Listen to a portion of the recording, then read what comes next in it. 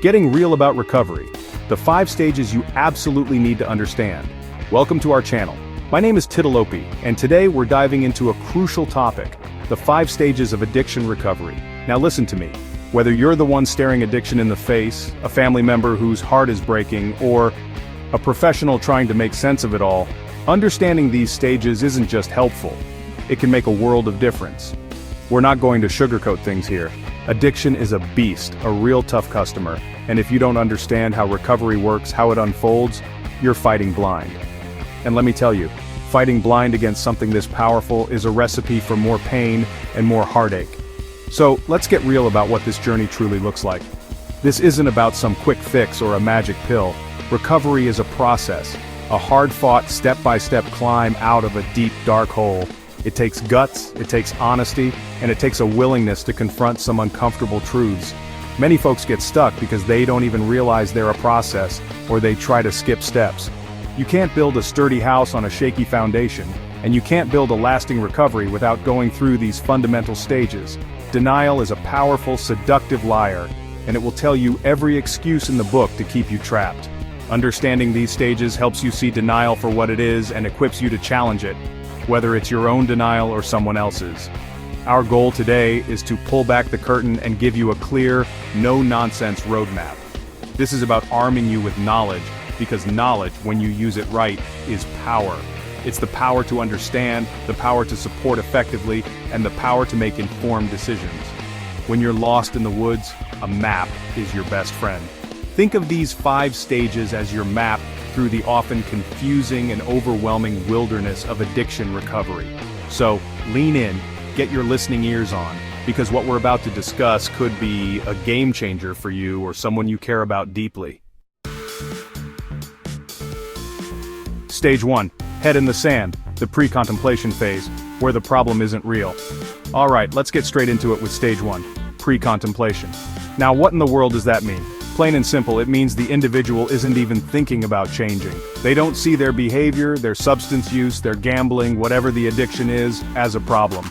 Or if they do have a fleeting thought that something's off, they're masters at pushing it away, denying it, minimizing it. You'll hear things like, I can stop anytime I want, or it's not that bad, or everyone else is the problem, not me. They are, for all intents and purposes, living with their head buried deep in the sand, convinced the storm isn't really raging around them. It's a frustrating stage for loved ones because you see the train wreck happening, but they're insisting they're just on a scenic tour. Now, it's important to understand someone might be stuck here. Sometimes they genuinely don't connect the dots between their actions and the negative consequences. The addiction might still be providing some perceived benefit, escape, a sense of belonging, relief from pain, that, in their mind, outweighs the trouble it's causing. Other times, the people around them, often with the best intentions, are actually enabling the behavior. They're cleaning up the messes, making excuses, cushioning the falls. This inadvertently shields the person from the natural consequences that might otherwise force them to take a harder look at their choices. So the reality of their situation gets distorted, making it easier to stay in denial. So what do you do when someone's in pre-contemplation? You can't drag them kicking and screaming into wanting help. That usually backfires. Shaming them, lecturing them, getting into screaming matches. That's just going to make them dig their heels in deeper. Your role here, if you're a loved one, is to stop being part of the illusion. Stop enabling. Start introducing reality in small, digestible doses. Express concern. Point out specific, undeniable consequences without judgment or anger. It's about planting seeds of doubt about their current narrative, gently chipping away at that wall of denial. It's a slow, patient process, but it's the necessary first step to get their attention. Stage 2, the cracks appear. Entering contemplation when maybe enters the room. Now we move to Stage 2 contemplation. This is where a little bit of light starts to peek through the cracks in that wall of denial. The individual is starting to think, maybe there's a problem here. They're not ready to jump into action, not by a long shot, but they're beginning to acknowledge that their behavior is causing some genuine issues. This is the stage of ambivalence, a real mental tug-of-war. One day they might be saying, yeah, I really need to do something about this, and the next day they're back to, it's not so bad, I can manage it. They're weighing the pros and cons of their addictive behavior against the pros and cons of changing. It's a period of intense internal conflict and uncertainty. Imagine standing at a fork in the road with one path looking familiar and comfortable even if it's destructive, and the other path looking scary, unknown, but holding the promise of something better. That's contemplation. They might start doing a little research, maybe they'll tentatively ask a trusted friend some vague questions about getting help, or perhaps they'll reflect more on the negative feedback they've been receiving. The key here is that the idea of change is no longer completely off the table. It's on the table, but it's surrounded by a lot of fear, a lot of doubt, and a whole heap of what-ifs.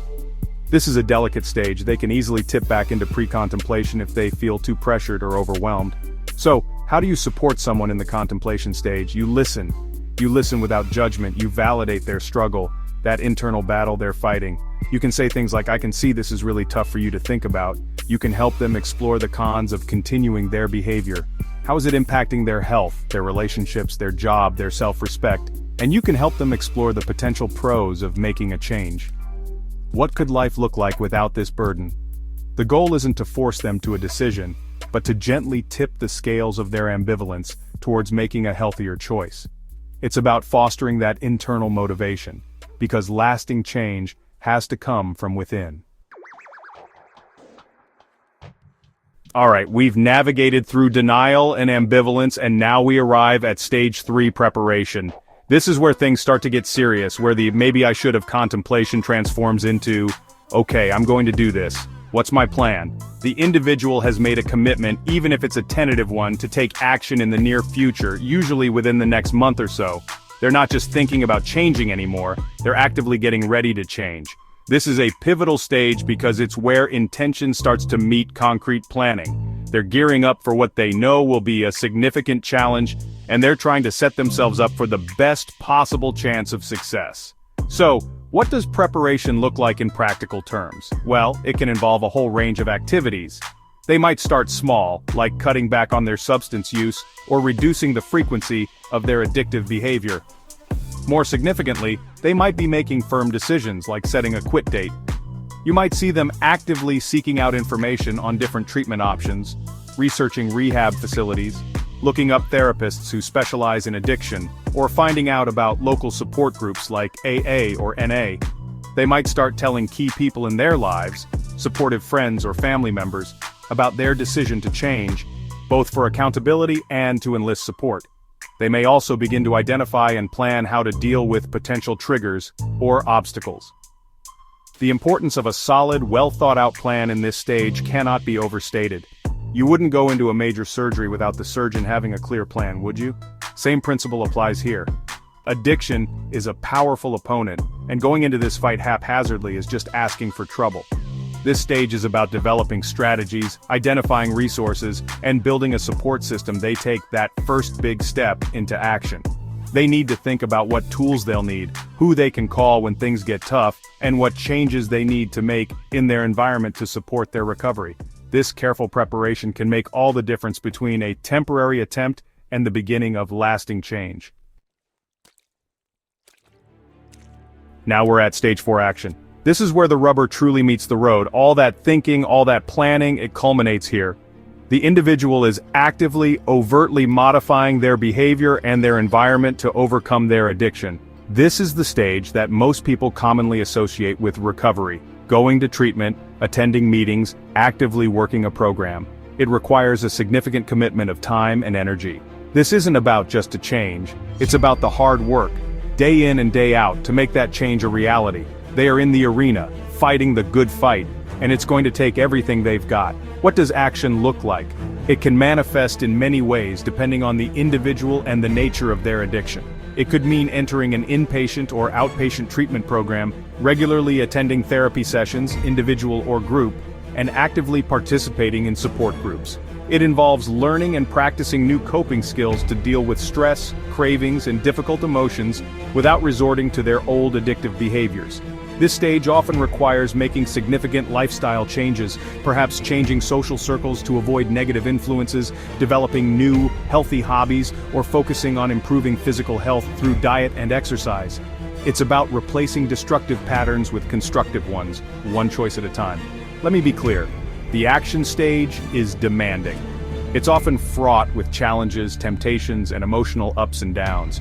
There will be good days where they feel strong and confident, and there will be tough days where the urge to revert to old ways feels overwhelming. This is why a robust support system is absolutely critical. Professionals provide guidance and tools, support groups offer fellowship and shared experience, and understanding loved ones provide encouragement and a safe space. It's vital to acknowledge and celebrate the small victories along the way, because those victories build momentum and reinforce the new, healthy patterns. This stage is about persistence, courage, and a willingness to keep getting up even when they stumble. Finally, we arrive at Stage 5 maintenance. Now, some people think that once you've gone through treatment or stopped the addictive behavior for a while, you're cured. Let me tell you, that's a dangerous misconception. Maintenance is about sustaining the changes that were made during the action stage and working diligently to prevent relapse. This isn't a passive stage, it's an active, ongoing commitment to a new way of life. The immediate crisis might be over, but the work of recovery continues. It's about integrating all the lessons learned, all the new skills acquired, into a sustainable, long-term lifestyle. It's less about the daily, intense battle, and more about vigilance and continued growth. So, what does maintenance involve? It means continuing to practice the healthy habits and coping strategies that were developed earlier. This might include ongoing participation in support groups, periodic check-ins with a therapist or counselor, and a commitment to a healthy lifestyle, good nutrition, regular exercise, sufficient sleep. A huge part of maintenance is being aware of potential triggers, those people, places, things, or emotions that could lead to a relapse, and having a solid plan to deal with them. It's about developing a strong relapse prevention strategy and being honest enough to recognize warning signs if old thought patterns or behaviors start to creep back in. Complacency can be a real enemy in this stage. It's also important to understand that relapse, should it occur, is not necessarily a sign of failure or an indication that recovery isn't possible. For many, relapse can be a part of the journey. The crucial thing is what happens a relapse. Does the person give up and spiral back into full-blown addiction? Or do they see it as a setback, learn from it, and get back on track with their recovery plan as quickly as possible? The maintenance stage is about building resilience, deepening self-awareness, and understanding that recovery is a lifelong process of growth and self-improvement. It's about not just surviving, but thriving in a life free from the grips of active addiction. Thank you for watching and for sticking with us through this important discussion. My name is Titalopi, and if you found this video helpful, if it shed some light on the often confusing path of addiction recovery, please do us a favor, like it, share it with someone who might need to hear this, and subscribe to our channel for more informative content. Remember, recovery truly is a journey, not a destination. And understanding these 5 stages, pre-contemplation, contemplation, preparation, action, and maintenance, can provide the crucial framework, the map, needed to navigate it successfully, whether for yourself or for someone you're trying to support. It's so important to recognize that while these stages provide a general guide, everyone's path through them is unique. Some people might move through them linearly, others might cycle back and forth between stages a few times before they achieve stable recovery. There's no one-size-fits-all timeline. The key is to not get discouraged. There is always hope, and a life free from the chains of active addiction is absolutely possible. It takes courage, it takes work, and it takes a willingness to be honest with yourself and others. But the reward, a life of freedom, health, and purpose, is worth every bit of the effort. So if you or someone you know is struggling, please reach out for help. You don't have to go through this alone. There are people who care, professionals who are trained to guide you, and communities of support waiting to welcome you. Take that first step or encourage someone else to take it. Understanding these stages is a powerful tool, but the real power comes when you use that understanding to take positive action. Thank you again for tuning in. Be well, and know that change is possible.